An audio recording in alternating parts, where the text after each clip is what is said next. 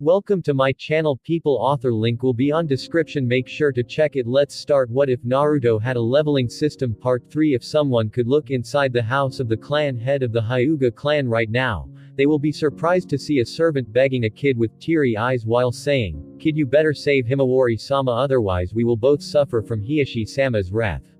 Hey, I didn't force you to tell him, right? We just made a simple deal. Don't stick your fate with mine. I am sure you will be punished either way. He. I couldn't help but tease this nervous servant that accepted my bribe easily after I complimented him a little.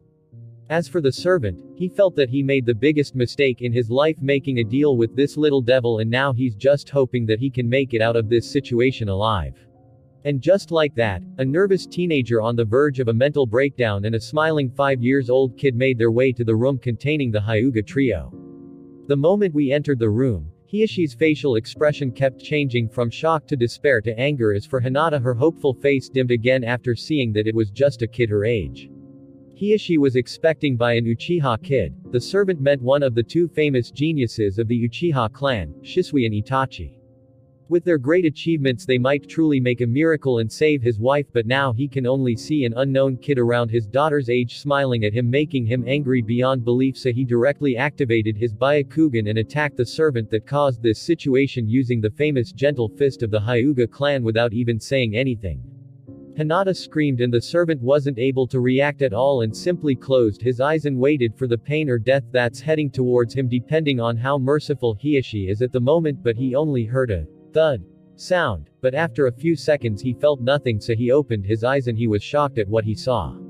Hiashi was holding his right palm in shock while staring at the little kid standing guard in front of the servant. The Uchiha gave birth to another monster, and this one is even more scary than the other two, Hiashi thought. What the servant didn't see is that the moment Hiashi initiated his attack, the kid beside him strengthened his body with chakra, jumped at the fist's height and intercepted it with a spinning kick all in one motion. And suddenly a sound broke the silence that fell on the room. "That's quite rude, Hyuga clan head. Is this how you treat a guest that came to help your wife?" the black-haired kid spoke. This time, Hiashi was shocked since he didn't think that a kid can withstand his attack even if it's not at full power, so he began to take the kid in front of him seriously and regained his calm and felt that this abnormally strong kid might really have a way to heal his wife, so he asked doubtfully, "I am sorry for my earlier behavior, but do you really have a way to heal my wife?" Hearing the question, Hinata looked at the kid in front of her hopefully and she heard him say, "I have an idea about your wife's illness, but I have to check on it personally to confirm my theory." Hiashi was disappointed a little, but he understood that what the kid said is logical. Unless he can see the future, it's impossible for him to know without diagnosing her first, so he gestured for him, "Please go ahead and check." I nodded at him and said to the servant with a smile, "You should leave for now," and Hiashi too nodded at him and he ran away again while sending me a grateful look. Inside I was thinking, even when I strengthened my body with chakra I could barely repel him. Fighting someone like Hiashi head on is impossible for the current me, but that's just for a head-on confrontation. I quickly stood beside the sleeping Himawari and I could see her complexion was very pale, as if there's no blood circulating inside of her. I activated my 3-Tomo Sharingan, which shocked Hiashi, and I looked at him. "This is a secret," before I turned away to my patient. While Hinata looked at my eyes curiously. Hiashi felt a chill running down his spine, not from seeing the Sharingan, but from feeling something else. Just like the time when he felt his brother's killing intent, this time he felt a dark emptiness radiating from the kid like a dark shadow ready to swallow him whole, so he simply nodded. Even though the Byakugan and the Sharingan are different dojutsu, they still have some similar abilities. One of them is seeing the chakra pathways. The Byakugan is way better at this since it gives a clearer vision, but gotta work with what you have. Himawari's body didn't seem to have any internal injuries, and the same with her chakra pathways, but what's weird is her body wasn't generating chakra anymore, and it seems like, if her final reserves are over, she's going to die, so I asked Hiashi. Did something happen for her body to not generate chakra? Hiashi shook his head and said with a sad face, "No, Himawari's body was weak from the time she was a kid and always lacked in vitality, and one of the best medical nin that we brought said that bearing children caused her to exhaust her last reserves of vitality, which in turn caused her physical energy to weaken, and now she can't achieve a balance between physical and spiritual energies to produce chakra." I started thinking, vitality is truly a problem to restore since it's basically a person's life essence. Well, they can probably heal her if they transplant Hashirama's cells into her since they contain a huge amount of vitality, but good luck getting those from Danzo. As I was deep in thought, a shy voice suddenly distracted me and I felt something hold my shirt. As I looked at this crying little girl with my eyes back to normal, she said, "Are you going to save mommy?" I gave her a reassuring smile and patted her head. "Don't worry, I will save your mother, but I need to focus now." Hinata nodded her head cutely with a red face. Being a medical nin is to know how to stimulate the natural regenerative ability of the body by using healing chakra, but that consumes vitality, so using healing chakra on this woman is pointless, and what's needed to save her is direct life force transferring or to inject her with a chakra full of vitality, and just this won't be enough. For the second method to work, you first need a chakra full of vitality, and second you need to help transform it back to physical energy inside of the patient's body and help her reach a balance. So add too much and she will explode, add too little and you will cause the foreign energy that's not assimilated to be rejected and cause a bad reaction inside her weakened body, causing her death. And this is the reason why no one wants to take the risk, since if you mess up and kill the Hyuga's head's wife, you better say goodbye to your life. But that's only for normal people to worry about, I thought as I quickly opened the system panel and made a new save point with the name. I am not a doctor. After preparing a save just in case I mess up what I want to do, I faced Hiashi and said, "I can only think of 2 ways that can save her. Do you want to know them?" Hiashi and Hinata both looked excited that there's a way to save Himawari, but I quickly killed their hopes and said, "First listen to what I'm going to say before you get your hopes up." "You are right, please tell us what solution you came up with," said Hiashi with a frown. "The first way is to transfer someone's life force directly to her, but to do that you need a special jutsu which I don't have and I don't think our whole village have." Hearing what I said, Hiashi's frown deepened, but he waited for me to explain the second way. "The second way, I am sure another medical nin already proposed it to you. It's to inject her with chakra that has the properties to increase vitality and help her restore the balance between her physical and spiritual energies. Of course, the problem here is the rarity of such chakra and the huge requirement for chakra control, since any mistakes will cause the patient's death."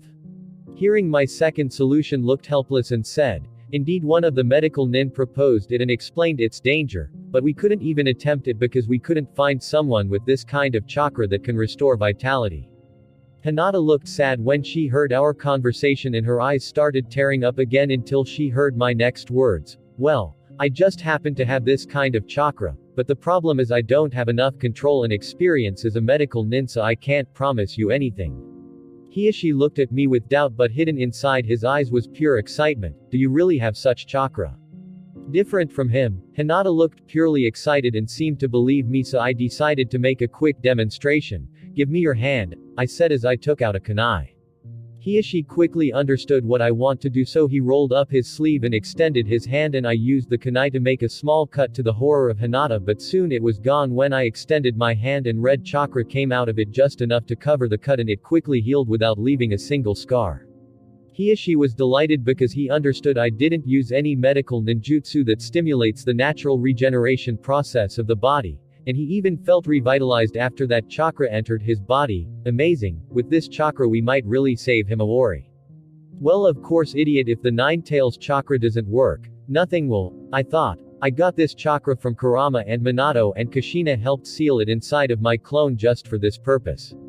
So do you want to take the risk or not? I said. Hiashi wasn't sure on what to do since the risk is too big, but a voice soon dispelled his hesitation. "Please save mommy." It was Hinata's voice.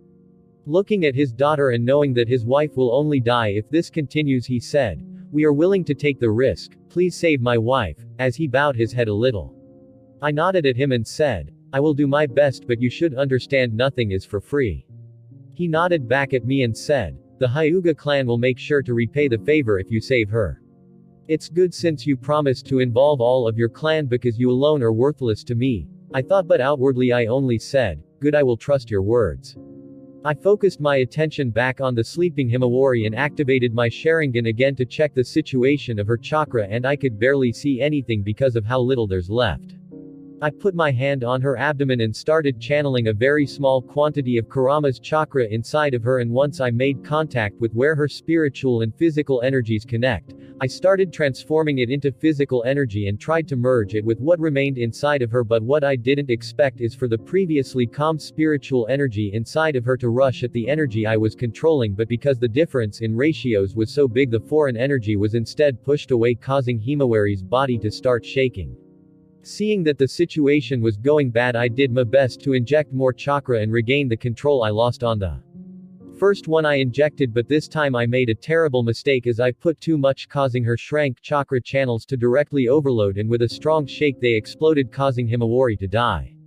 Mommy! Himawari! Two shrill voices filled with despair were heard at the same time.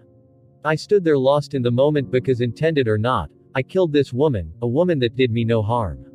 I expected this to happen, and I thought that knowing I can go back in time will make it easier for me to accept it, but looking at the desperation in Hiyashi's eyes and the look in Hinata's eyes, it suddenly brought back some old memories I wanted to forget. It was the look of seeing your whole world collapsing, and I remember that day too, when I lost everything, including my heart, the day both my parents were killed in front of me when I was just a kid and I couldn't do anything but hide.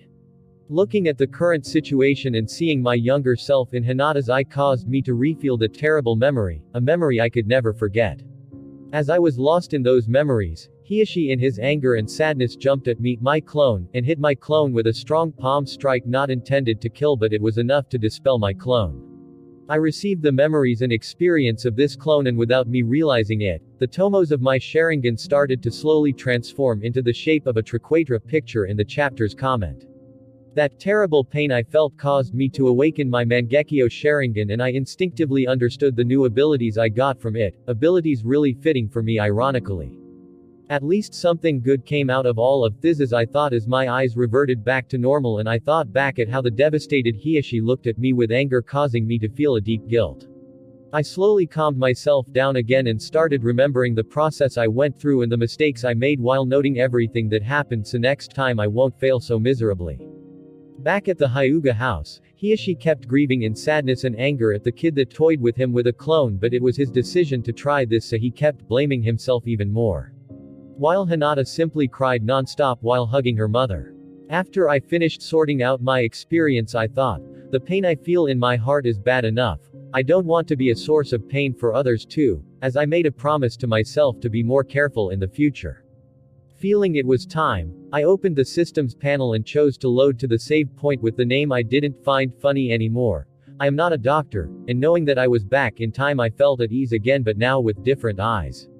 Once the darkness faded away, I started seeing the situation in the room clearly again, and I sighed in relief, causing Hiyashi and Hinata to look at me in surprise, because just an instant before I was saying I wanted to focus, and now I was sighing as if a huge burden was leaving my shoulders. I ignored the looks they gave me and I started explaining again the ways I figured out to save her life, and Hiyashi agreed again in the end after hearing Hinata, so I turned my focus on the sleeping Himawari. Now knowing how hard it is to both control the chakra and transform it to physical energy and then helping merge with her current physical and spiritual energy, I came with a simple but perfect solution. If 2 hands aren't enough, use 4, and if that's still not enough, use 6, I thought, and that's what I did. As I quickly did a plus hand sing and used the shadow clone jutsu to make 2 more clones, to the shock of both Hiyashi and Hinata, but they didn't say anything when they saw the focused look on all of the clones. I quickly pointed at one of the clones and said, "You will be responsible for transforming chakra into physical energy." Then I pointed at the second clone. "You will be responsible for injecting chakra and I will deal with manipulating the rest. Stay in sync with me and help if needed." They both nodded and all 3 activated Sharingan and put their hands on Himawari's abdomen before the first one started injecting Kurama's chakra at my signal. The second clone quickly started transforming it into physical energy, and because this time we injected the right amount, we weren't overwhelmed by the spiritual energy, nor was it too much to overload her shrunk chakra vessels. I tried my best to keep both energies balanced, and before long chakra started being generated again. This time chakra that contained some vitality, and it slowly started being absorbed by Himawari's body, restoring some of her lost vitality, and before long her pale complexion began to gain some color on it. Seeing that her body was functioning properly, I stopped helping in keeping the balance since her body can do it automatically again, and I dispelled my clones. I turned to Hinata and Hiyashi and smiled. It worked. Great. Amazing. they both said, with faces full of happiness and excitement as they rushed to Himawari's side and looked at her rosy complexion. Thank you so much, I really don't know how to repay you, Hiashi said with a grateful look. Thank you Ni-chan, Hinata said with a happy and shy look. You are welcome, but this only helps her for a while. It's still a long way to cure her completely, so make sure she doesn't have any more kids until then, I said as I gave Hiashi a weird look. Of course we will make sure of that, responded Hiashi seriously to hide his embarrassment. Well, she should wake up soon and I still have some things to do. Let's have a proper talk later, I said, intending to leave them some privacy. Thank you, I will send for someone to contact you, said Hiashi, accepting my offer since he really wanted to have some time with his wife and daughters after all this pain he's been through. Leaving the Hyuga clan, I couldn't help but think, family as my thoughts drifted to the family I left behind before this clone also dispelled, bringing with it all its memories to the real body. Next day I went to ask Fugaku about Shisui since I was worried that Danzo might act recklessly, but I was surprised at what he said. He's not in the village. Itachi asked him for help to complete a mission. So it's finally here I thought as I started remembering something I read about in Itachi's life story, but I asked to confirm it. Oh, Itachi can't complete something with his current power. After all, Itachi was already at Jonin level at this age. Fugaku nodded. According to what I know, it's an S-rank mission given by Danzo, but I don't know the details. I see, I am sure those two together will be fine as long as they are not fighting a cage-level ninja, I said to reassure him. I hope so, Fugaku sighed as he knows he can't keep holding his son's hand forever. I am going to train with Naruto and Sasuke for a while. Call me if they come back, I said. Sure. He responded and I quickly flickered away while sending a clone to go with Sasuke and Naruto while my real body quickly arrived at a blind spot I always used to leave the village, and for the first time I left the village with my real body. If I am not wrong, Itachi was sent to assassinate Mukai Kohinata, a man who was previously an Anbu. But after one of his kids got ill, he started working as a double agent and leaked a lot of top-secret information to the village hidden in the mist Kiri, for money to help treat his kid's illness. Eventually Danzo somehow found out and sent Itachi to eliminate him as a test, and he was allowed to choose only one helper, and Itachi chose Shisui.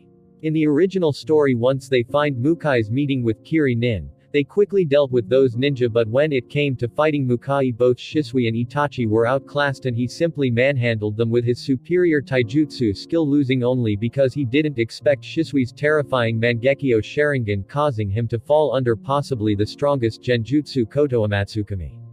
Because Mukai left a trigger in his body to commit suicide if he falls under a genjutsu, he ended up killing himself before Shisui could completely control him with his ability.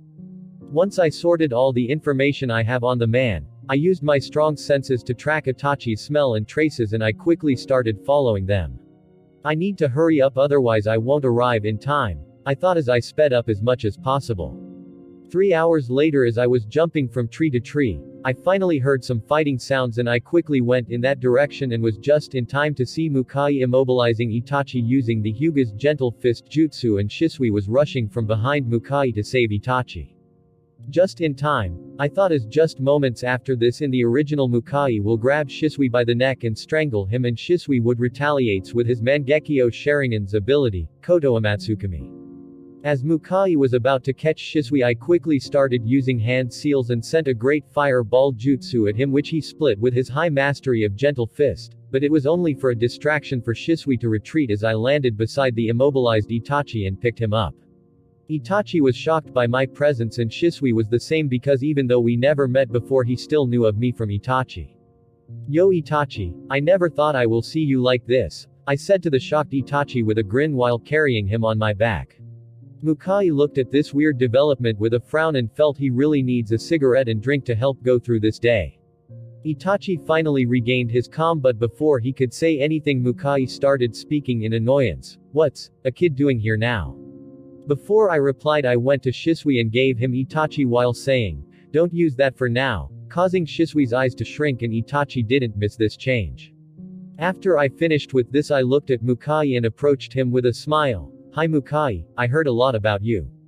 Mukai looked at this kid that doesn't seem afraid of him, and it reminded him of his little kids that he knows he can't meet anymore, making him sigh, and said, Kid, are you trying to buy time for Itachi to recover?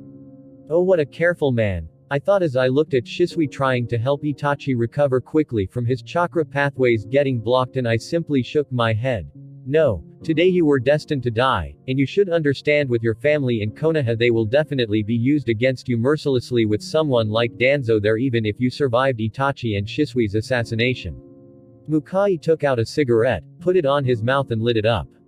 As he exhaled the smoke he sighed while thinking about his situation. This kid doesn't seem to be lying, so if he's not trying to buy time, that means what he said to that kid Shisui about not using it is probably true and my life was in danger, and from the surprise they both showed it seems he's specifically here for me and doesn't seem to be worried about these two. Sigh.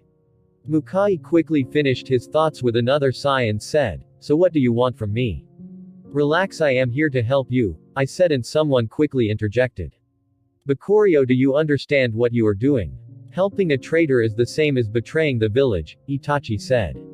I looked at him the same you would look at an idiot, a look very unfamiliar to him since he's always considered a genius. I heard a lot from your father, but seeing the real thing is really amusing. Shisui simply kept looking at me warily after I revealed his secret, and Itachi said, were you sent here by father? Stop trying to gather information, and for your knowledge you said Mukai was a traitor and need to be killed, right? Yes, he's endangering the world and the information he leaked might cause a new war, Itachi replied seriously. I see, this is what Danzo told you, right? I said. Itachi's eyes flickered a little before he nodded. Let me then explain to your stupid mind how the reality of this corrupted village works. Want to hear it, or do you want to stick to your close-minded view? I said to him with a cold look, a look reminding him of his father's eyes, making Itachi irritated, but this time Shisui was the one that replied. If what you are going to say doesn't convince us, we will have to report you to the village, he said calmly while ready at any moment to use his Mangekyo Sharingan. This is a question to both of you and I hope you don't answer it naively. As a member of Anbu and knowing how strong some of the members are like Mukai, why do you think Orochimaru can escape from the village after he was caught doing human experiments using kidnapped people from the village? I said with a smile. They both pondered for a bit, and Itachi, remembering Orochimaru's cunning gaze, said, Orochimaru probably prepared an escape route beforehand, and Shisui nodded in agreement and I couldn't help but laugh out loud. I turned to Mukai observing us and said, he, Mukai, you wouldn't mind leaking more secrets, right? He looked at me with a bottle of wine now in his hand and said, what do you want? You were trusted a lot by Hiruzen, so you should know what happened. Please tell these two idiots what happened the day of Orochimaru's escape, I said with a grin, and we all waited for his answer. Well, it's quite simple. He fought the Hokage and lost, but because he was his student he couldn't punish him and let him leave in the end, although with some injuries, said Mukai indifferently and took a swig from his wine. Both Itachi and Shisui couldn't bring themselves to believe this because human experimentation with one's fellow villagers is one of, if not the most heinous crimes anyone can commit. They struggled to believe the Hokage can act like this and allow someone like this to leave just because he's his student, but I said with a shrug, it's the truth. He acts this way with all his students and friends, the same way no one punished Tsunade for not coming to help the village during the Nine Tails incident, or for all the terrible things Danzo did, because they were close to him no one punished them, although Tsunade and the Senju clan were terribly wronged by the village and she barely earned this privilege after she lost everything. This is the reality. What's your answer? You two love peace and you want to bring peace so badly even at the price of ignoring the humiliation and the struggle your clan is going through, I said coldly at both of them. These are just the words of a traitor and a kid with unknown motives. We have no reason to believe what you say, Shisui said, trying to convince himself while Itachi was struggling to settle the raging feelings in his heart. Was I only foolishly dreaming for peace? Itachi thought, and this idea kept burning in his heart. Stop being in denial, Shisui. This world isn't just rainbows and sunshine. And Itachi, I can see that you are questioning your belief, right? Itachi looked at me shocked that I can see through him. How did yo? I cut him off. Yes, I can see through you quite easily. Your dream for peace isn't wrong. I actually like it. What I don't like is the way you are trying to do it, Itachi said with doubt. What do you mean? I sighed and approached Mukai, causing him to raise his vigilance, but I simply extended my hand for his jug of wine, which he retrieved away and said seriously, no drinking for kids. Itachi and Shisui looked at my interaction with their deadly enemy speechlessly. Anyways, Itachi, you should understand that everything comes with a price, and the price tag for peace is very high. You turn a blind eye at the mistreatment the clan is suffering because you want peace, and you even started hating your father because he started getting fed up with this situation and might start fighting back soon. Unfortunately, what you don't understand is even if the Uchiha clan doesn't retaliate at all, those elders ruling the village won't leave it alone, and sooner or later will find a way to antagonize us more. I explained to him as clear as possible.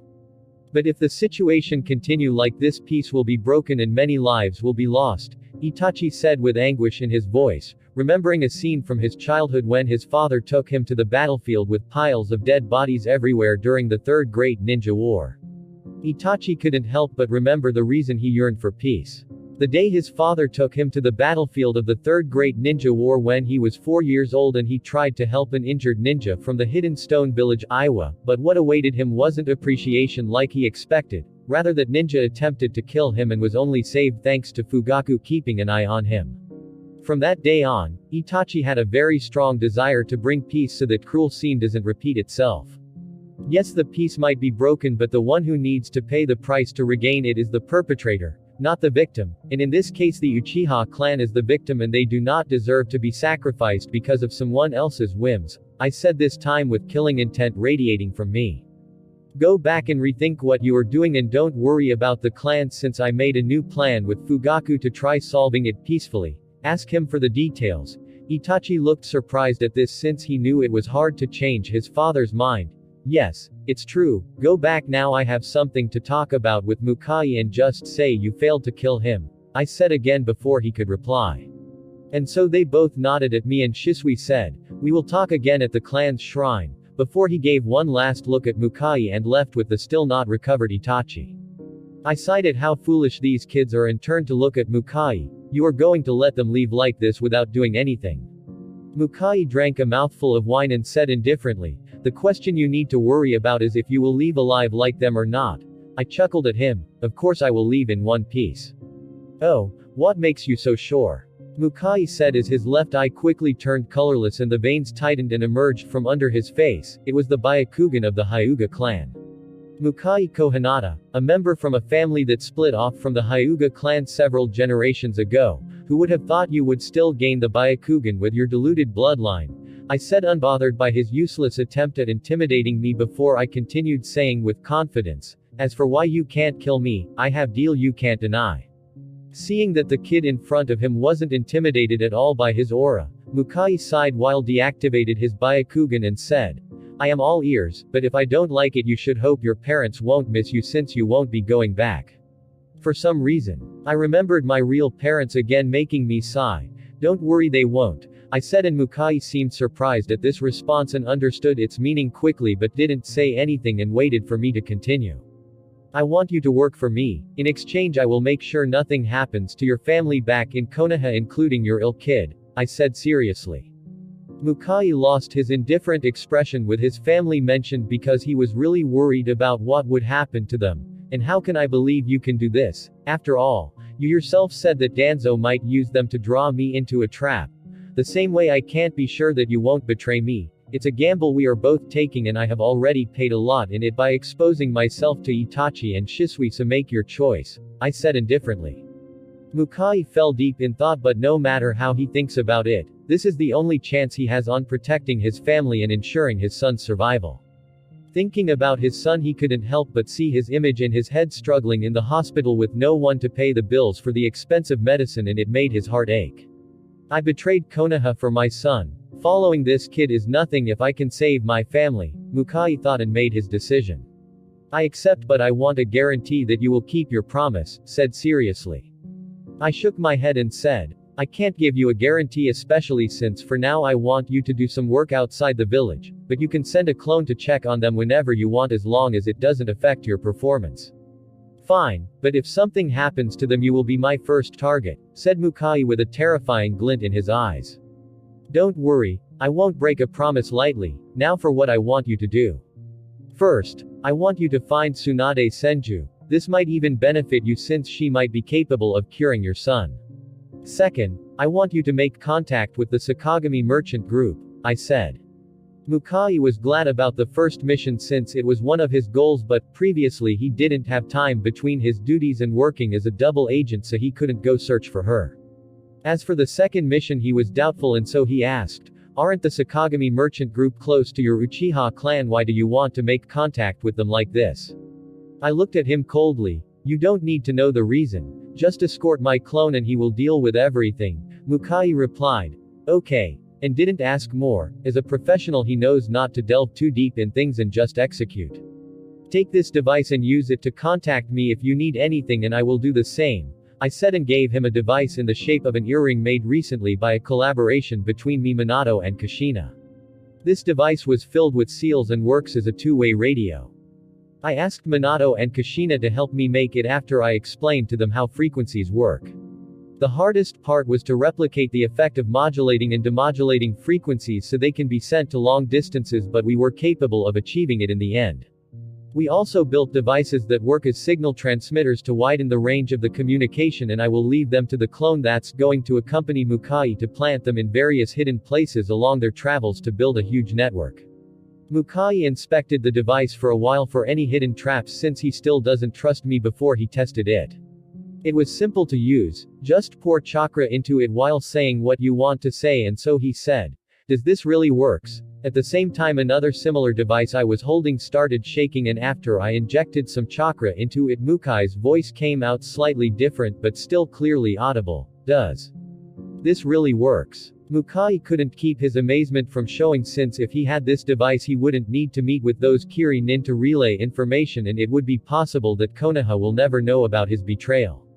I broke him out of his daze by summoning a shadow clone, already knowing what his mission is, so he nodded at Mukai and started leaving with him while I thought about the long 3H trip waiting for me back home. "Let's see if you pass this test, Itachi. Will you betray the little trust I put on you, or will you keep what happened today a secret? The way I deal with you will depend on this," as I thought. That's right. This is a test to see if it's worth it to invest in Itachi or not. Having a talented person is good, but if he's going to be your enemy, it's better to deal with him before he grows any stronger. Hopefully you and Shisui will use your heads correctly this time and stop acting childish, I thought as I quickly traveled back to Konoha. As I was returning to Konoha, Itachi and Shisui were also going back in the path few minutes ahead of me, and they are currently questioning what I told them. "I never thought that a kid could be so scary," Shisui joked with the silent Itachi beside him to lighten the mood as they ran through the plains. "Indeed, he hid his abilities very well, and it's weird how he knows a lot of secrets," replied Itachi as he looked directly at Shisui. Shisui sighed. "I know what you mean, but I can't tell you right now. Honestly, it's better if you never have to find out. And you are right, if all what he said is true, it seems like we need to rethink our actions. We have been far too naive and trusting in the Hokage," Itachi sadly replied. "Yes, if everyone works for their benefits and doesn't apply punishment on the people close to them when they do wrong, this village will be ruined even without the conflict with our clan. I wonder if what he said about planning something to bring peace with Fugaku-san and solve the situation in the village is true or not," Shisui said to lift Itachi's mood, and it worked because the haze that was covering Itachi's heart faded a little. "I am looking forward to find out. I hope it's true, but either way, it won't change the question that's troubling me. What will we do if the conflict is inevitable? Will we side with the clan or the village?" Itachi asked, hoping he will get an answer from his closest friend. Shisui smiled in a reassuring manner and said, "If our dream of keeping peace in the village is impossible, we just have to make sure we bring it back when it's lost. After all, together, I believe we can do anything." Itachi kept repeating those words in his mind. "If we lose it, just bring it back," and the haze in his heart was completely dispelled, and he smiled brightly at Shisui. "Thanks." And their journey continued, unknown of the undercurrents causing many changes in the village. Back at Konoha, I arrived in front of the Uchiha clan entrance, and I sensed that the surveillance increased all around, making me frown a little. Originally, under the accusations that the Uchiha clan caused the Nine Tails incident, Danzo ordered for all the Uchiha to be grouped at the outskirts of the village to make it easy to keep them under watch, but they only spied on the main entrance of the clan. Now, however, I can feel that the range of their spying increased a lot. As I entered, I can see that most of the faces of the Uchiha ninja and even some civilians weren't looking that well, Probably because of what I just noticed, so I went directly to Fugaku's house to ask for the reason while thinking, the story is changing. But I didn't find him there. Itachi wasn't here either, probably reporting his failed mission, and even Sasuke wasn't here, so I asked Makoto, the only person available, which I noticed was worried about something concerning me and seemed like she wants to tell me but hesitated. Makoto-san, where's Fugaku-san and Sasuke?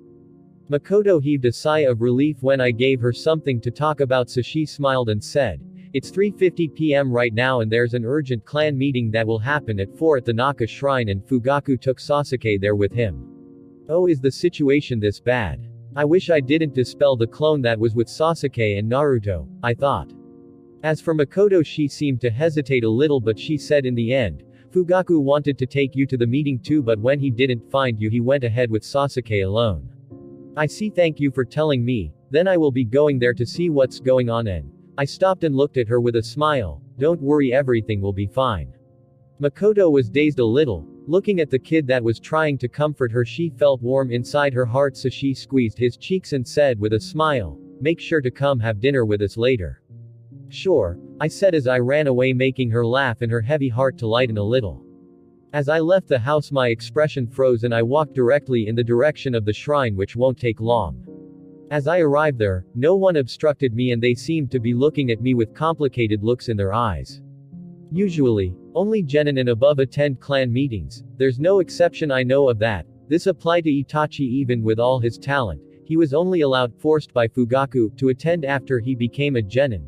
So for Sasuke to be brought here means it's something related to him. Was it because of me or Naruto? I thought quickly as I entered the Naka Shrine. The moment I was inside the shrine's main hall, everyone looked at me, including Fugaku and the two people beside him whom I believe are his assistants and high-ranking members of the Uchiha police force. On the left was Yoshiro Uchiha. He was a man with ash-gray hair and squinted eyes, while on the right was seated Inabi Uchiha. He has shoulder-length black hair and dark eyes. I didn't care about these gazes and saw that Sasuke was sitting on the front row, so I directly went and sat beside him, and my frozen face finally melted a little when I saw Sasuke's happy look. You are finally here, Sasuke said before he got a stern look from Fugaku to shut up. I patted the now sad Sasuke and signaled to him that we will talk later before I turned back to Fugaku, and my face froze again as I simply said, what happened? Kid, who do you think you are talking to? Yoshiro said, trying to suck up to Fugaku, but it only caused my eyes to turn a shade colder. Talk to me like this again and you will lose your head, I said as killing intent started oozing out of my body and my eyes quickly turned into 3 Tomo Sharingan. Of course I wasn't angry, but it's better to establish your position from the start with people like this, or they will keep bullying you the next time they see you, and this guy really deserved to die. Everyone was surprised at my Sharingan but didn't think too much of it, since there's another case of someone else awakening it at the age of 5. She was Izumi Uchiha, Itachi's girlfriend, but they were shocked at the amount of killing intent I was releasing. As Yoshiro tried to retort, what did yo? But Fugaku quickly cut him off. Enough Yashira, you too Bakurio. I gave that man one last look before my eyes turned back to normal, and I asked Fugaku again a very simple question, what happened? I noticed someone in the crowd looking at me curiously, but I didn't look at him. Shisui is here, huh? I thought. I will explain once Itachi comes. I already notified someone to invite him here and he should be done with reporting his mission, Fugaku said as he looked at me weirdly when he said the last part. Oh, they told you? That's good, I thought as I gestured for him secretly that I got the message, and just at this moment Itachi entered with the person sent to invite him here. The moment Itachi entered, he quickly noticed me sitting beside Sasuke at the front row and also noticed the nasty look Yashiro was giving me, causing a frown to appear on his face, but he didn't say anything and simply took a seat at the back. Seeing that everyone was here, Fugaku started speaking with his always stoic face distorted in anger. I am sure a lot of people are wondering why the village increased the surveillance around our compound. He posed for a moment, looking that everyone was at full attention, with most having faces filled with anger, before he continued. As you all know, I recently proposed to the village elders to allow us to accept other clans into the Uchiha police force. This would be beneficial to those clans since this is a prestigious work, and we can mend our relation with the village by getting in close terms with other clans, but those rotten elders directly refused and said that they can't allow such a thing and made the excuse that it would dishonor the second Hokage because he bestowed the task of protecting the civilians specifically to us. Everyone looked at this in disbelief since the village isn't willing to trust them one bit, not even give them a chance to prove their innocence, and this hit especially hard at Shisui and Itachi's hearts because just when they got back they heard about Fugaku's plan to try to mend this broken relationship one last time, yet the village was adamant on rejecting him. Earlier before I got back, Itachi and Shisui directly went to search for Fugaku and noticed the increased surveillance along the way, causing them to frown, but they ignored it for now. Father, I heard that you are trying to make peace with the village, is that true? Itachi asked, excited. Fugaku looked at him in surprise before he asked him doubtfully, who told you this? Itachi went silent, feeling that it was a lie, but Shisui didn't lose hope quickly and said, we met Bakurio during Itachi's mission and he told us about it. He also ruined Itachi's mission by saving the traitor for some reason.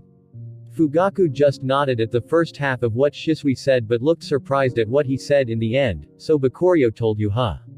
Yes, it's true. He suggested that we accept other clans inside our police force and raise our reputation in the village even more through some businesses he created, but Fugaku's face turned full of anger with bloodlust oozing out of his body. But those elders, including Hiruzen, used every reason they could find and rejected my offer. They even went as far as making a big deal of your brother's friendship with the Jinchuriki and accused us again of attempting to betray the village.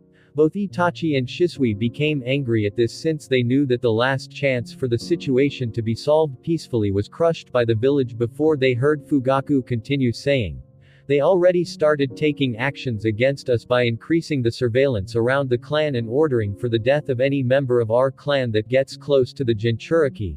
Fugaku quickly calmed down and said to Itachi seriously, Itachi, I need you to keep an eye on the village. Go report your mission for now and don't worry about Bakurio, he can be trusted. Itachi said.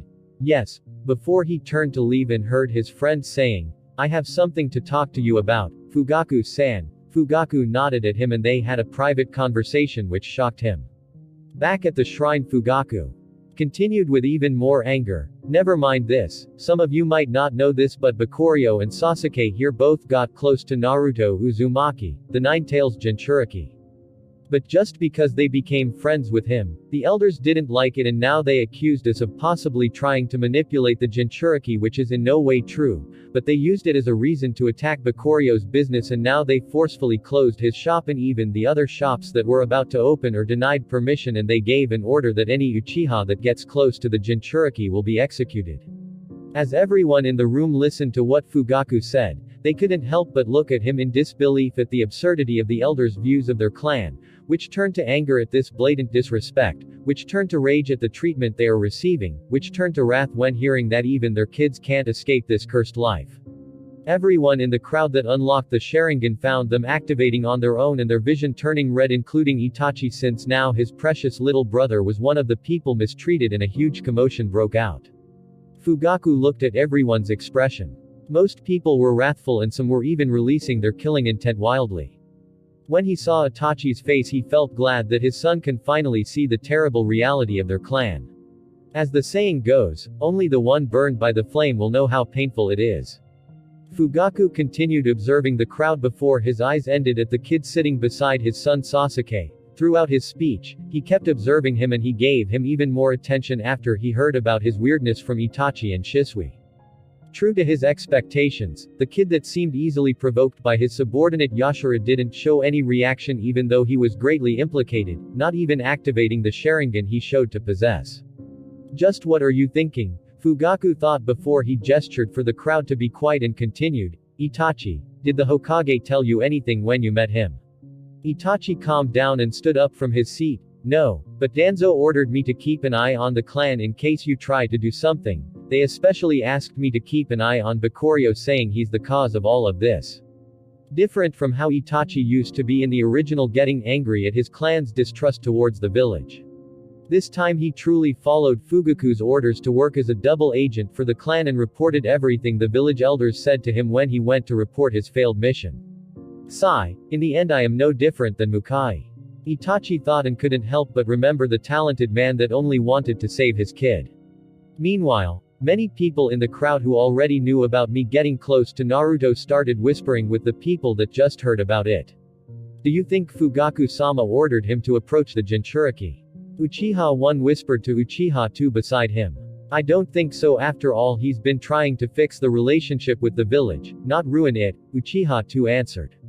Everyone in the clan knows we can't approach the Jinchuriki carelessly or it will increase the suspicions around us, Uchiha 3 spoke from behind them.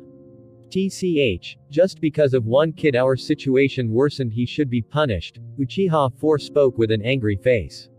Slowly the whispers turned into conversation and these conversations turned into complaints which I could hear very clearly without relying on my superior senses. Enough, if it was a kid from another clan that approached the Jinchuriki, nothing like this would have happened. They keep humiliating our Uchiha clan and they won't even give us a chance to prove we are innocent. Today the Uchiha won't bow their heads to their tyranny anymore, Fugaku said with some anger before he yelled, "Who's with me?" Everyone cheered as a sea of red eyes lit up the dim shrine, with only Shisui and Itachi having sad faces. Good, replied Fugaku, calming everyone down. Today we will start preparing for a coup d'etat. Anyone disagrees? No. A united yell echoed before two voices said at the same time, yes Fugaku-san, father. They belonged to Itachi and Shisui, causing everyone to look at them in anger. Shisui quickly stepped beside Itachi and the latter quickly said, "Father, please reconsider. If we start a revolution, many innocent lives will be lost," and Shisui nodded in agreement, showing his support. But Fugaku calmly shook his head. I am not planning to harm the civilians, but the situation is simply beyond solving at this moment. Either we fight or they will come asking for our lives next. Bu. Itachi tried to say, but Fugaku cut him off. Enough, Itachi, just do your job and relay any information you hear from the elders, causing Itachi to clench his fists and nod reluctantly. Sasuke looked at his father and brother arguing and felt scared at how the situation escalated. Not knowing what to do, he looked at me. I patted his head and said, "Don't worry," before I locked eyes with Fugaku and said, "Fugaku-san, I wouldn't mind it if this was 100% your idea, but unfortunately, a little bird kept telling me that someone is pushing you a lot in this direction because he's afraid to bear the responsibility for it himself." Fugaku was perplexed, but I quickly turned to the man that likes to scream a lot. Yashira, care to explain why you keep suggesting a coup d'etat every time and never going for a bloodless solution? The man in question looked at me in shock because this is something only his captain Fugaku and the other high-ranking officials knows. Let's see how close you are with your masked friend, I thought as I looked coldly at Yashira. Yashira became shocked when he saw the huge responsibility of the clan rebelling being tied to him, which was true since he always tries to manipulate Fugaku to initiate a rebellion. Since Fugaku was present, he can't lie, so he quickly said, full of courage and pride, "My heart is burning from all the suffering our clan is going through. That's why I rather die than live in humiliation like this, so I suggested we rebel." Many people in the crowd nodded at his words because they felt the same thing, but what they didn't know is Yashira is probably the biggest coward in the Uchiha clan and maybe the entirety of Konoha. This was such a coward to the point that when Itachi in the original story started the Uchiha massacre, he killed Yashiro's wife and kids in front of him, yet Yashira only fled to save his life and left them behind. And when Itachi caught up to him, he revealed that his masked friend will get revenge for him, but was disappointed when Itachi told him that his masked friend was helping him in the massacre. Indeed, that masked man was Obito Uchiha. He manipulated Yashira, which in turn manipulated Fugaku and the rest of the clan to start the coup d'etat. When Yashira understood that he was betrayed, he started begging Itachi to leave him alive, promising that he will end the rebellion, but he only got his head severed by Itachi as an answer, causing to meet his end. Now this coward is speaking with a face full of pride and courage, almost making puke at the level of hypocrisy. So I quickly said, "I see. How noble of you. How about you explain to us then about the masked man that promised you with his help and gave you the intel you used to entice Fugaku to make this decision?" This time Yashira wasn't shocked but horrified instead when he heard the kid revealing his involvement with the masked man. "How does he know about my relation with the masked man? I am sure we left no traces of our meetings with that man's weird teleporting ability," Yashira thought as his fear increased when he saw everyone looking at him, especially Itachi. Itachi, getting used to Bakuryo's weird information, didn't like the mention of a masked man, so he asked, "Bakuryo, what do you mean by a masked man?" I pretended to be surprised at his question and said, "Oh, I forgot you met him before, but your guess is correct. It's the same man that caused you to awaken your Sharingans." Itachi, hearing this, started looking at Yashara like a hawk stalking its prey. The nervous Yashara quickly regained his cool, but his weird reaction didn't go unnoticed by many people, including Fugaku, Shisui, Inabi, and Tekka.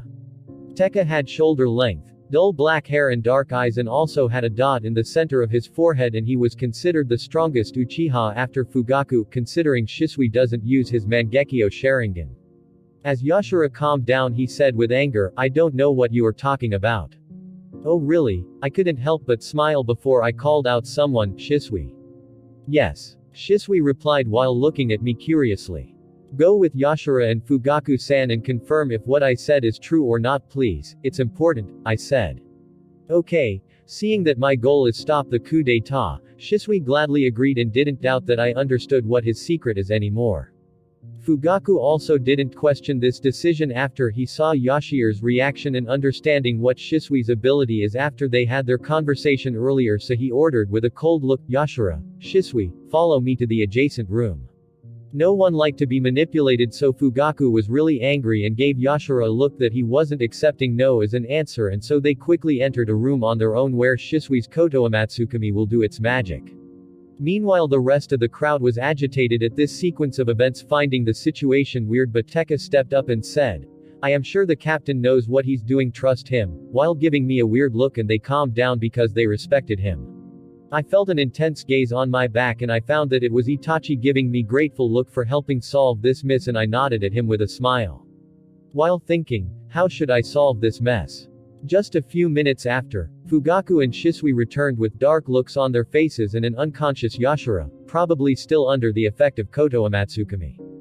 Fugaku quickly returned to his position and bowed to everyone, shocking them. "Everyone, I am sorry. As your leader, I allowed someone with ulterior motives manipulate me, but they quickly tried to deny it and said that he was an amazing leader and doesn't need to apologize since he always thinks about what's best for the clan." Only then did Fugaku rise from his bow and looked straight at me.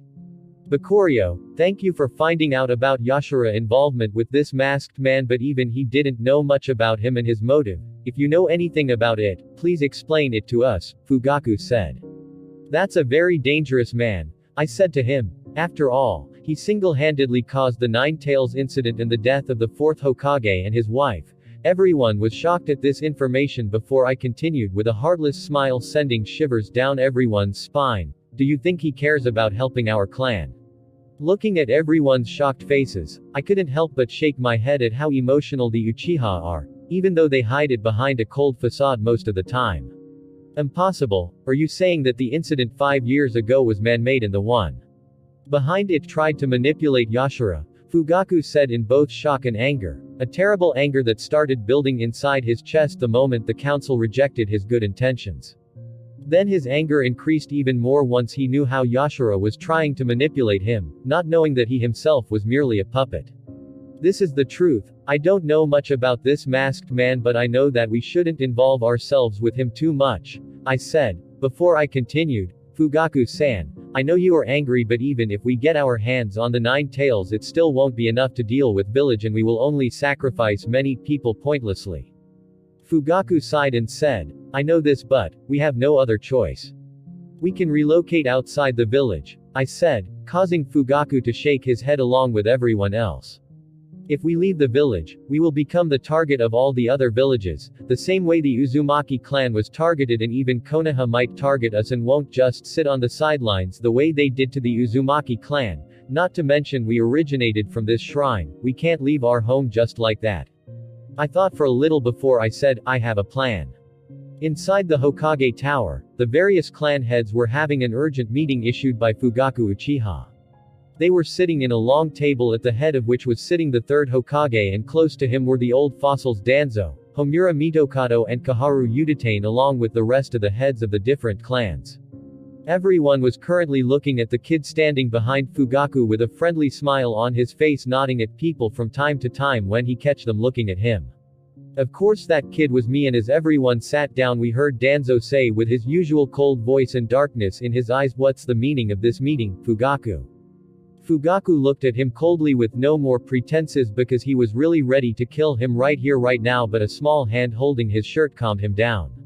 His time will come very soon, thought Fugaku while looking at Danzo. Indeed, he was really angry when Bakurio told him that under all those bandages on Danzo's hand and eye were Sharingans from his clan, but currently he only has 2 in his hand because the Uchiha massacre didn't happen yet, but he's pushing for it real hard. Didn't you just accuse my clan of trying to manipulate the Jinchuriki using Bakurio here behind me? Well, I came to prove our innocence once and for all since I can, Fugaku said coldly while looking at the Hokage and the 3 council members beside him. HMPH. Danzo snorted and continued, "We don't need proof, we can already see the hatred in your eyes towards the village." Many people frowned at how Danzo isn't even trying to give Fugaku a chance, but this time Fugaku wasn't going to step down even if war starts, and they were ready for that possibility too. "Hiruzen, are you going to listen to what the Uchiha clan has to say, or you will just keep accusing us however you see fit and we can't even feel anger for it? Show some respect, Fugaku." The only women from the council, Kaharu, snarled at Fugaku for calling the Hokage by his name directly.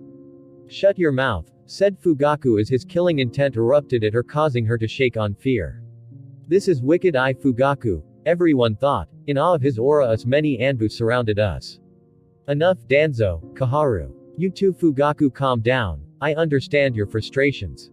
If the Uchiha really have proof like you said, we will gladly hear it." As Fugaku retracted his killing intent and the Anbu retreated, leaving only Danzo and Kaharu glaring at him. "It's simple, bring Naruto here," Fugaku said. "HMPH, you think we will allow you near the Jinchuriki?" said Danzo. "I didn't talk to you, I am talking to Hiruzen, or did you become the Hokage without everyone here knowing?" Fugaku retorted. Danzo was angry because Fugaku really hit his soft spot, since because he couldn't become the Hokage, he always tried to act as one. But Hiruzen raised his hand and cut him off, causing his anger to raise, but it wasn't apparent on his face, but his eyes were different as the darkness inside of them became deeper. "Will you really be able to prove your innocence if we bring Naruto here?" said Hiruzen seriously. "Yes," said Fugaku, and Hiruzen quickly ordered Kakashi to bring Naruto over. Fugaku crossed his hands and closed his eyes and waited for the scene that's about to happen, which he still feel doubtful about but still decided to trust the mysterious kid. Very quickly Naruto was brought in and we felt the guard around us increased, and Danzo said mockingly, "Prove your innocence now." This time Fugaku didn't speak, but I did. "Yo, Naruto, how have you been?" When Naruto noticed me in the room, he quickly tried to come towards me, but an Anbu member held him back. No matter how much he struggled, he wasn't released, so I said with a confident smile, "Naruto, calm down. We will talk later." Naruto nodded, believing what I said, but the people in the room thought otherwise, but I didn't care. I finally looked at the council members. This time, with only coldness in my face different with my previous friendly smile, and said, "Hokage, you asked us for proof of our innocence while you didn't provide any behind your accusations. You said I tried to manipulate Naruto. Go enter his seal space. You will understand a lot. You aren't allowed to leak this information in front of the Jinchuriki." Danzo yelled, but I didn't even glance at him and only looked at Hiruzen. What cold eyes, Hiruzen thought before he heard. "Quickly check it. You will get your answers." "Fine," said Hiruzen as he got close to Naruto and poured some chakra into the seal, and when he did he was shocked at the scene in front of him and felt terrible guilt. He saw a very familiar couple looking at him with disappointed looks clearly visible even with the dim lights in this seal space. The woman had bright red long hair and violet eyes, while the man has spiky blonde hair and ocean blue eyes. How's this possible? Why are they here? Hiruzen thought in a daze, but a voice quickly broke him out of it. It was the melancholic voice of his successor, the man that sacrificed himself and his family for the village, and the same man he betrayed the trust of and didn't follow his last wish uttered with his dying breath.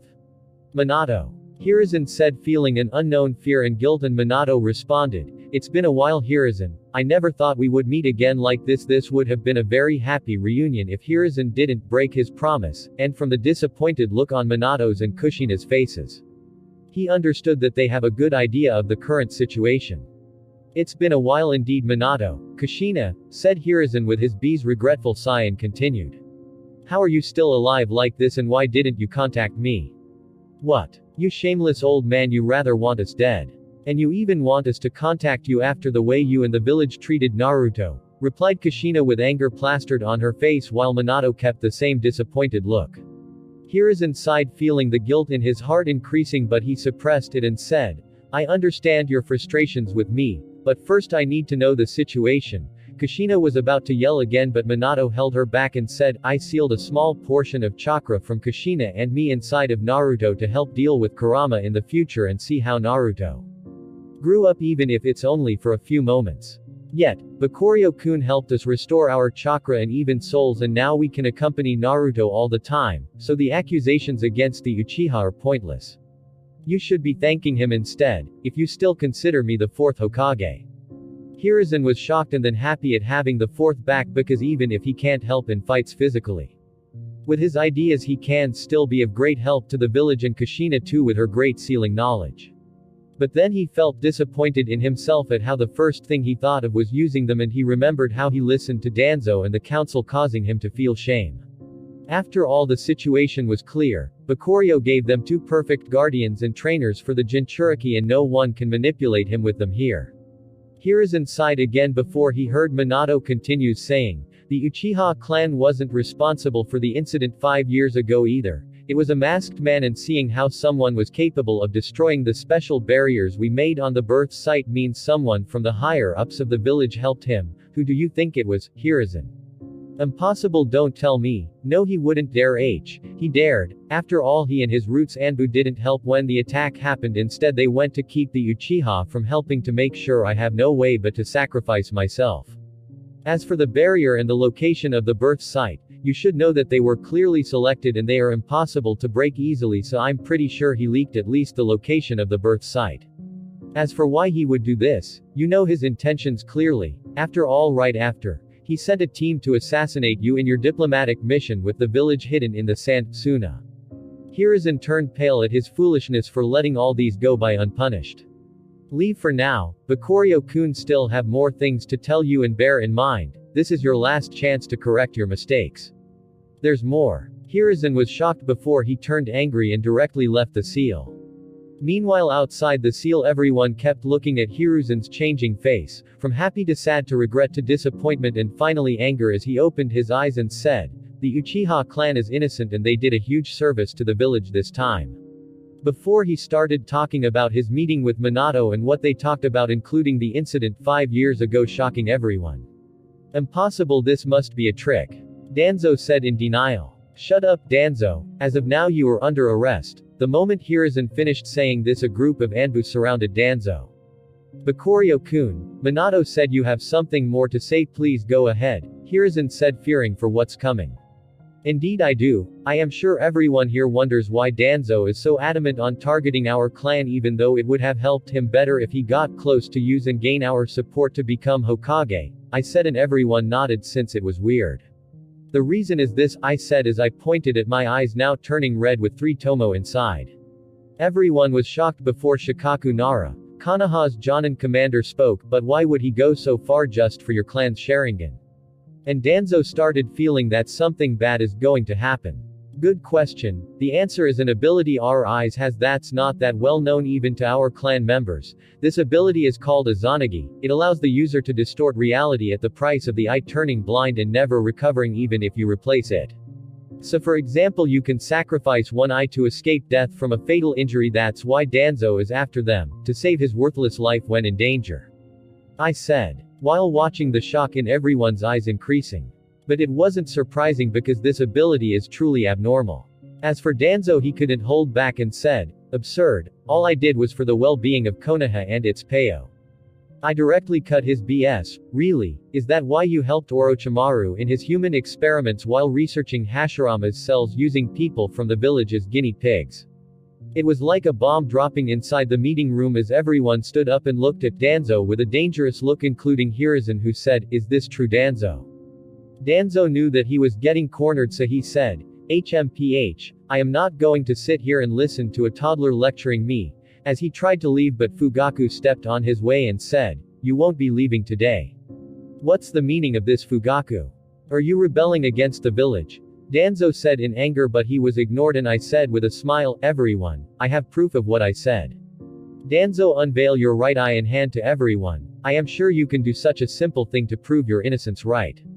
I gestured to Hiashi secretly. Indeed, Danzo, please prove your innocence so we can put our hearts to peace, Hiashi said. The people present were surprised at the Hyuga helping the Uchiha, but they thought that it was because they also have eyes people covet. Many people announced their support after this, ending with the angry Hiruzen saying, Danzo, unveil your right eye and hand right now. Throughout all this, Danzo was unresponsive and a weird calm lingered around him, the calm before the storm, because he suddenly said, attack. As many root members attacked everyone present while he himself exhaled some air and launched a compressed air blade right at me before he tried to escape. He sent this air blade to distract Fugaku and force him to defend me, but to his surprise Fugaku decided to ignore the attack, rushing towards the kid, and he directly attacked Danzo. As for his compressed air blade, he saw the kid dodge it without even breaking a sweat, and Danzo understood that his situation is really bad. As everyone was listening to Hiruzen asking Danzo to unveil his eye and arm and prove his innocence, I was keeping an eye on Danzo because I sensed something wrong with his silence. Danzo, like any other being when cornered, finally decided to bite back. I noticed how he looked deeply at Fugaku, still intercepting his way, and next thing you know he took a deep breath, which seemed like he wanted to say something, but to everyone's surprise he issued an attack order to his root Anbu. At the same time he exhaled and I saw an air blade heading my way, and I instantly understood that he was aiming to use me to distract Fugaku, but it wasn't going to work because I easily sidestepped out of the way of the very fast air blade. Unfortunately for the man behind me, his fate wasn't as nice as mine. He looked very different than everyone else. His eyes were obscured by dark glasses which feature a single tassel hanging down from one side. He has very spiky short black hair and a mustache. And he was sitting with his hands in the pockets of the white high-collared outfit he was wearing. This was Shibi Aburame, a Jonin and the head of Konoha's Aburame clan. Shibi didn't have enough time to react properly. He barely tilted his body and instructed the special insects he keeps inside of him to block the attack and absorb the chakra from the air blade to lessen the damage as much as possible. Even though he was able to weaken the air blade, it wasn't enough to stop it completely, and he ended up losing his left arm before the now much weakened attack was stopped by another Jonin behind him. This was the power of the Shimura Danzo that still retained some of his youth. A fully fledged cage-level ninja. And now this same ninja was being evenly matched and even suppressed a little by a red-eyed man. It was Wicked Eye Fugaku. Even without using his Mangekyo Sharingan he was still very strong, deserving of his nickname and position as the Uchiha clan head. The meeting room was wrecked, and before long, Fugaku dodged one of Danzo's punches and retaliated with a kunai stab to throat at the now unbalanced Danzo. Yet Danzo easily dodged it by blowing air out of his mouth, causing Fugaku to miss, and he retreaded the air pressure to retreat. But before he could react, Hiruzen quickly did some hand seals, causing a pillar of earth to appear from the ground beside Danzo's leg, and it connected with his side, sending him out of the Hokage tower with Hiruzen and Fugaku following after him. As for the root members, they were quickly being apprehended by the collaboration of the clan heads and the Anbu that guards the Hokage tower, excluding the injured Shibi Aburame. Meanwhile I also followed after Danzo, and when Hyaki noticed this, he decided to follow to protect me just in case, and he did just that because the moment I jumped out of the tower, a root member that was hiding tried to ambush me but was intercepted by Hiashi using the 8 trigrams vacuum palm, sending a compressed chakra attack blowing the root member away while sealing some of his chakra channels. I simply continued without even looking at the root member from start to finish, which perplexed Hiashi, but he simply followed while thinking, did he allow himself to be ambushed just to test me? Or does he trust me that much? But no one answered his doubts. Meanwhile, in the battle between Fugaku, Hiruzen and Danzo, Hiruzen summoned a monkey named Enma that turned into a round black staff with gold edges, his famous weapon. While he did this, Fugaku quickly weaved some hand seals before he sent a huge fire dragon at Danzo. Danzo quickly jumped out of the way, but he quickly saw that Hiruzen's staff is expanding and is about to hit him while Fugaku was also running his way, so he dodged the staff and quickly took out a shuriken which he breathed into, coating it with very sharp wind chakra almost like Naruto's Rasenshuriken jutsu, and threw it at Fugaku. Just as he was doing this, Fugaku appeared from under him and slashed his right leg off before Danzo could retreat. Indeed, the Fugaku rushing at him was only a shadow clone and was dispelled after it was hit by his wind-imbued shuriken. At the same time, Hiruzen used his mud style to trap Danzo as Fugaku jumped away from his retaliation, and while mid-air he started preparing another huge fire dragon jutsu. Danzo, seeing this, quickly summoned a giant elephantine chimera, large enough to dwarf the fire dragon Fugaku previously released. It is predominantly dark orange in color with the exception of its trunk, legs and the markings around its eyes. Its feet are striped reminiscent of those of a tiger, and it also has huge tusks, what looks like a beard, as well as long, sharp claws. It has bandages wrapped around its head and plated armor at the base of its trunk. This was Danzo's personal summon, and it quickly used its ability, opening its mouth and inhaling, creating a powerful suction force that inhales everything within a large radius of itself and immobilizing people around it. And so Hiruzen's mud jutsu failed and he himself was immobilized by the suction force, but Fugaku's fire dragon attack quickly arrived, and unfortunately for this summon named Baku, it was its weakness, and just like that, the moment it inhaled the fire, it was heavily injured and the suction force disappeared along with the summon in a puff of smoke. At this moment I arrived with Hiashi and it sealed Danzo's fate, because now there was no escape for him. Very quickly, with Hiashi at short range with his gentle fist and other Hyuga jutsu, Fugaku at mid-range with his ninjutsus and genjutsu, and Hiruzen at long range with his Enma staff that could expand and ninjutsu. Danzo suffered a miserable defeat, and he made his biggest mistake. He overlooked my presence, the presence of a kid, a being. Even the careful and cunning Danzo didn't think it was dangerous because of how stressful his current fight is.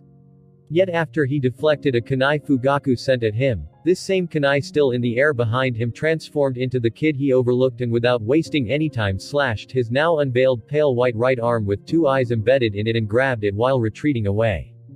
Danzo was shocked, but before he could react, Fugaku already stabbed him in the head.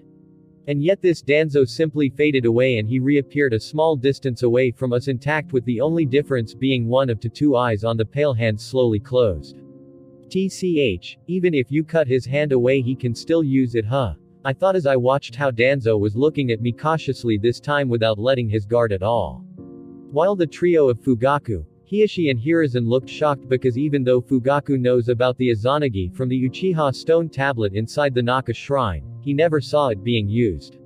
Well, you have 2 more resurrections left, let's get it over with, I said, and the trio quickly got out of their daze and started attacking again, while this time I helped them even more with either ninjutsu or strategies like the previous one, but a desperate beast won't go down alone. Thank you for listening guys, see you in the next part.